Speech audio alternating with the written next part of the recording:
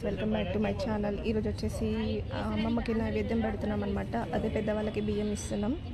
So ఈరోజు అన్ని వంటలు అన్నీ చేసినాం. నైవేద్యం పెడుతున్నారు మా అమ్మ.